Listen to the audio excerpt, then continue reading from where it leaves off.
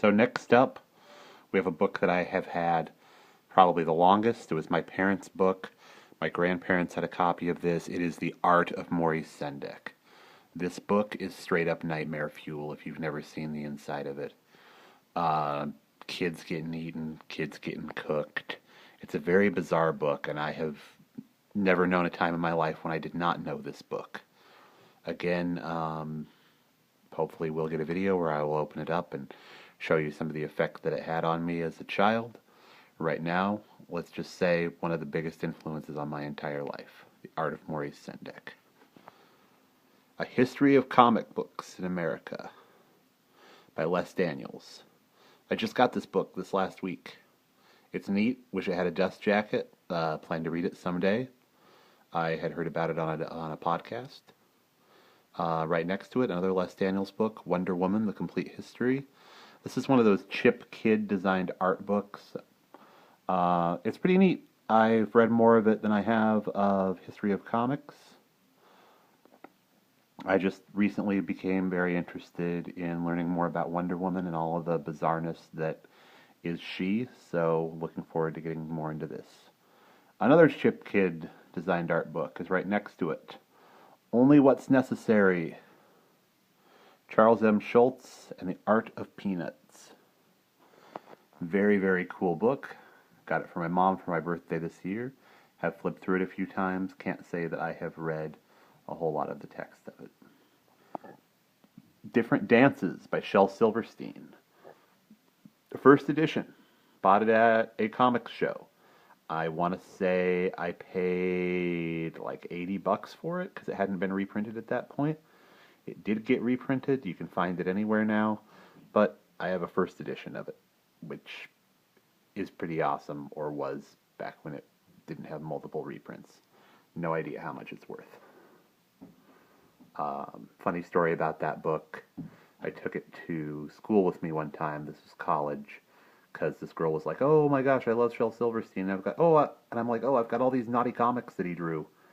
And so I showed it to her, and she was pretty freaked out, even though I feel like I sold her, or I delivered on the bill of goods that I sold. Did not win anyone over by bringing this book to school. Atlas Mayor of 1665.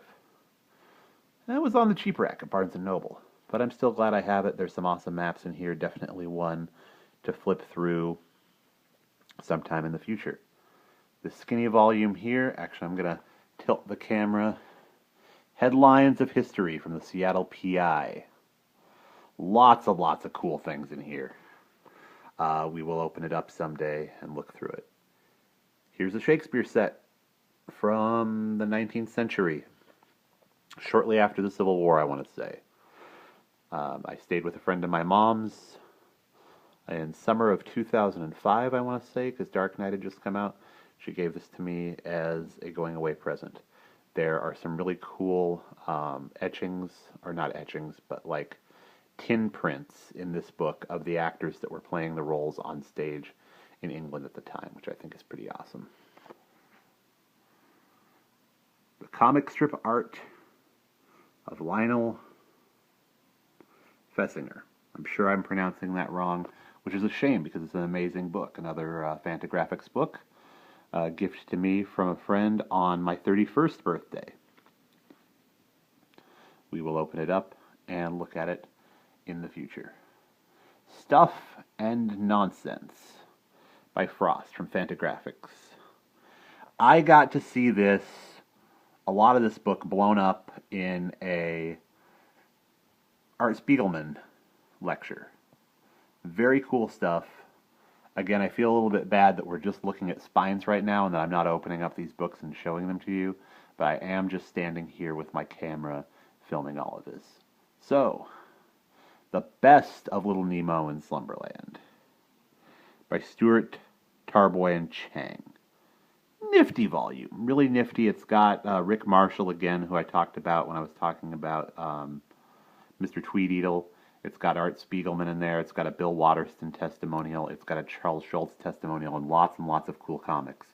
Now, these should be as big as that Sunday Press book that I showed you in my first video. but this is a more manageable size. Quite happy to have this. If I had an infinite amount of money, I would definitely get more Little Nemo and Slumberland stuff, but this is really the only major collection of it I have. And next to it is some more Pollyanna Pals, which I've definitely looked at more than that Dailies collection that you saw. This also came from Spine and Crown. Kitchen Sink Press put this out. Fantagraphics did a great big hardcover of it later on. I like this more for the art, definitely, than for the stories. But I'm happy to have this be part of my collection. I'm going to cut off this video as I switch to the next level of this shelf. Thank you for watching.